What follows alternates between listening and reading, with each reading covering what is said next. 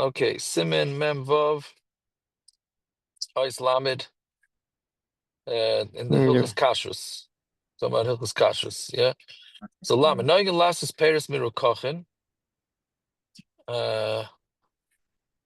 Yeah, and tonight we start with the bug checking, which is it's a lot. It's a little hard to do it all in a very Kitzur way, no pun intended.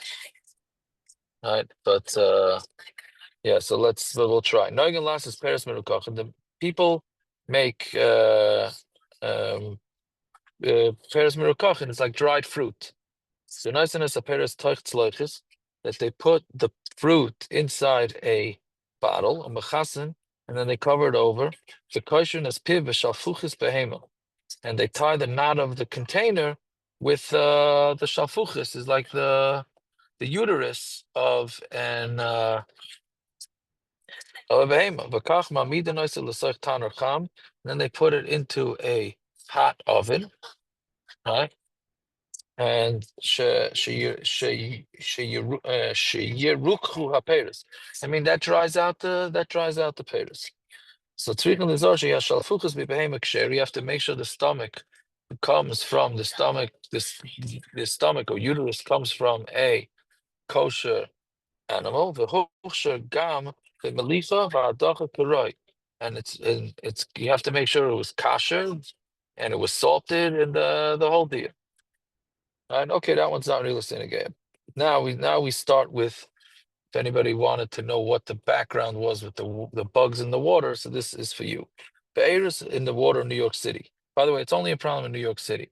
Be'eris unaharos shemuchzakin sheyesh b'meim telam. If you have a bear or a river that it's muchzik, that it has worms in there, or any other bug. Also l'shtoisan achi yasananu, you're not allowed to drink from them until you filter out the water.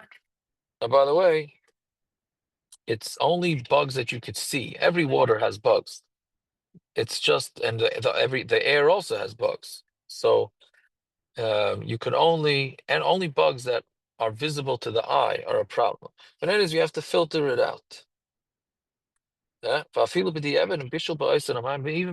if you cook with that water, yesh lesser, then it's still also. Ein chochmas adam.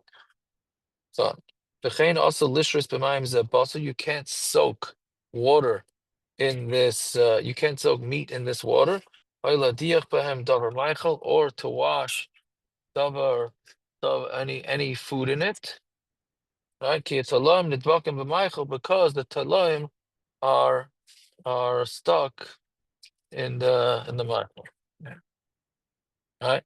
Meaning they're going to get stuck to the Michael, right? So there's something I just wanted to say. Okay, hold on 1 second, please.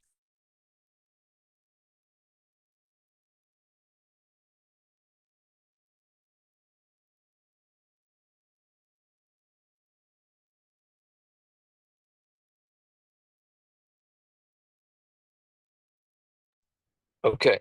Lamed Beis, when oh, that's what I wanted to say. We're gonna see that when the bugs are inside the water, it's no problem. It's a hard concept to understand, but when the bugs are in the water, they're kosher to eat, even if you see the bugs. It's the problem is when you detach the bugs from the water, that's when it becomes a problem. Right? Fine. So that's why coming up is gonna be a little bit of an issue. So when you strain the water, you have to filter it through a cloth. So and it has to be the cloth has to be, there's a number that they use. The OU has different numbers of how much the New York City water has to be filtered. 5 But you microns. have to make sure that it's, what do you say? 5 microns. 5 Microns, that's microns. the word. I don't know. 5 is what it is? It's only 5? I think Wow. 5 is like the Lochner. No. Oh, yeah, that's pretty small. But anyway, okay. So meaning you have to make sure that even the smallest bug can't get through. Fine. Vinegar that became wormy, asar al yedei sinon, it is asar even when it's being strained. Right? Why? It's even a small little worm that's inside the vinegar, over derech kalamapa. It's going to go through any of the cloths. Vasinon grue gari, and then filtering is even worse. But then it would be better to just drink the vinegar straight without filtering it. Why? This is what we just mentioned. The worm that sits in the liquid that's in the utensils,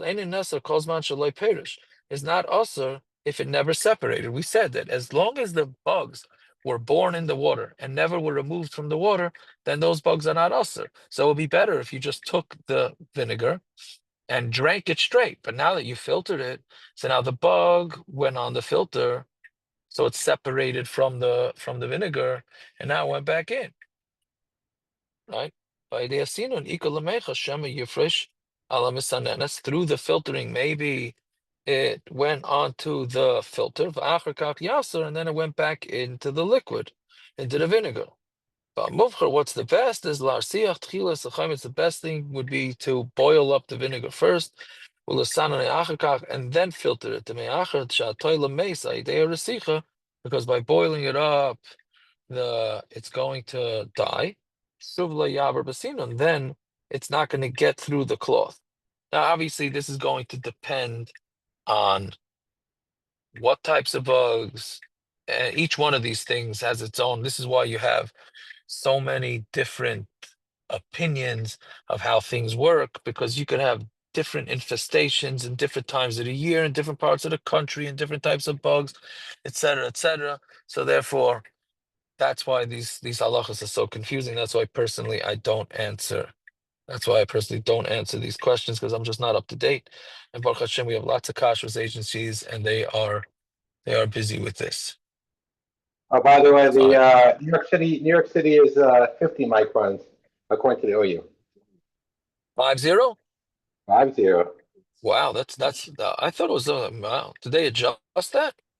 I think so, but I just looked it online. Interesting. Yeah. Okay, thank you. So that's what I'm saying. You could say they're constantly adjusting for what these halachas are. Okay.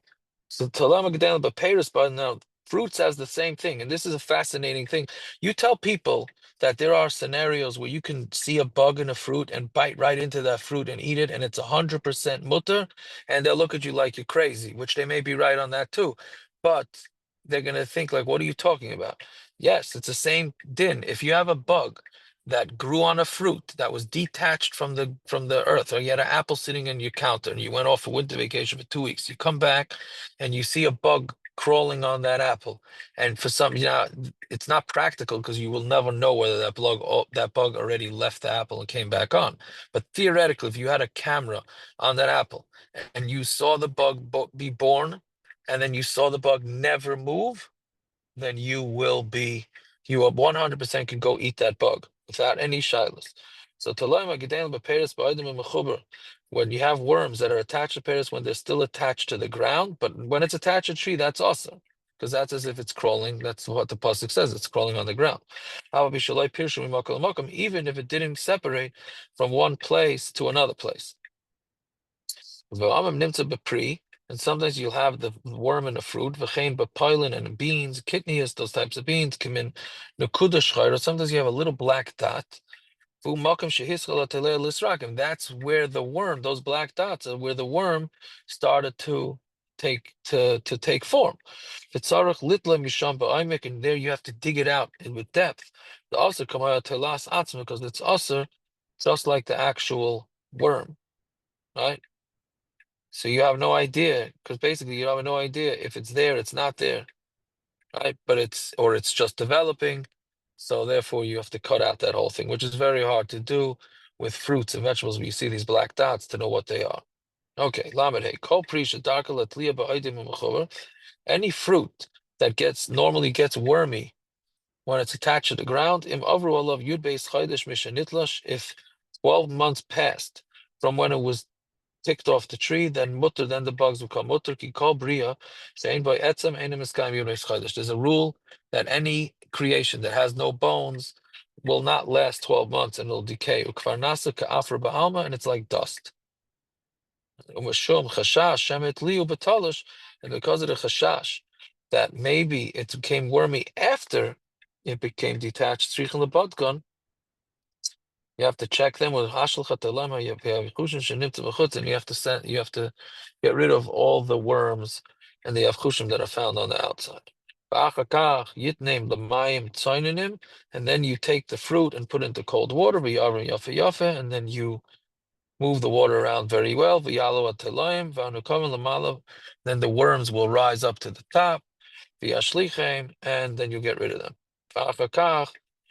So that's the, as far as I understand, we still use that system for different types of infestations.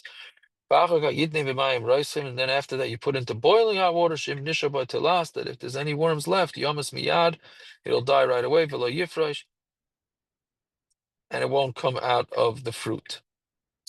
You can only rely on this for kidneys and beans and those type of things. And also only after 12 months. So you see that this stuff is complicated. To know exactly how to do this is quite complicated. So, if the fruits do need to be checked, then you have to open each and every one, and you have to take out the pits in order to check it very well. But you have to be very careful. That when you preserve when you're drying out these peiros with honey and sugar, when you're making lakvar, I don't know, whatever that is, and it doesn't help just to check some of it. Even if you check the majority, you have to check every single pri. Now you will see on the kashrus website there's something called a chazaka check. That's a whole different story.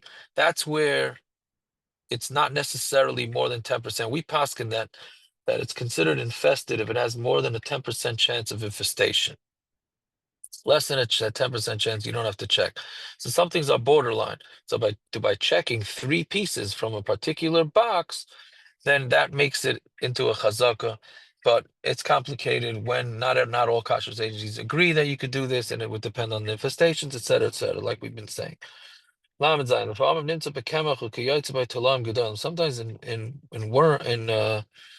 in flour is one of the big ones, because in Eretz Yisrael they make you sift the flour. In America they really don't. But if you find in the flour large worms with sagi, and it's enough, well, you just sift it with a sifter. That the worms don't get through. By milbin, but if you find mites, enough of them, the sifting is not going to help, because it'll get through. Somebody who has infested worms, how do you grind it up? Right? But maybe you can grind it up, and what's going to happen with the grinding is that it's going to grind up the bugs. Now, we should have mentioned this before. I'm sorry, we're going a little long, but there's a lot of information here. Why is it not bottle? Like, you have a big apple and you have a bug in it. So why is it not bottle b'shishim? There's way more than 60 times more apple than there is the bug, because the rule is anything that's a creation is never bottle. It's not a creation. Since it's a creation, therefore it's not bottle. So that's what we have here. But if you grind it up, it's no longer creation, because you just chopped it in half. Fine. Lamed ches, kol davar she'itliya, anything that became wormy, hu davar she'ena derech l'baytka mitalayim, and that's something that's not normally checked. Also, l'machar la'akum k'sheyesh lach Hashem yachzir yigron l'Yisrael. Meaning, let's say broccoli, right? So broccoli, well,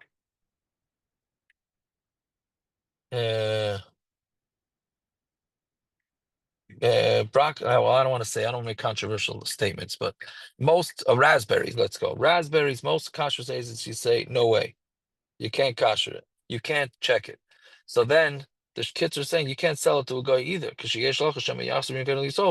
afraid that he's going to sell it to Yisrael. Now, I know that the grocery stores sell broccoli, which many say you can't be checked, fresh broccoli. So I don't know exactly what they're being samech on, although there are opinions for everything. So, but here we're saying that you're not allowed to sell it to a guy, you might go sell it to a yid.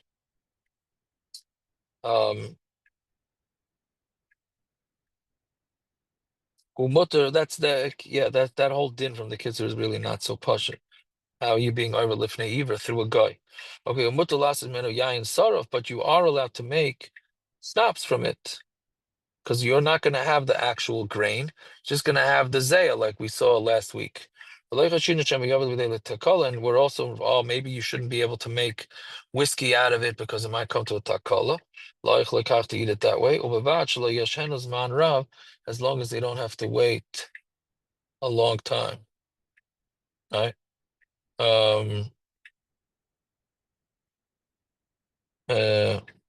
Meaning if you have to hold on to it for a long time, the longer you hold on to it, people are going to see it in your house, say, oh, it must be kosher. Many vegetables that are muchsuk taloim, sort of like raspberries, broccoli, and some have a chazaka that it's with the milbin. And the women say, nah, we burnt it in the fire, so it killed it. Ain't a mile that does not help.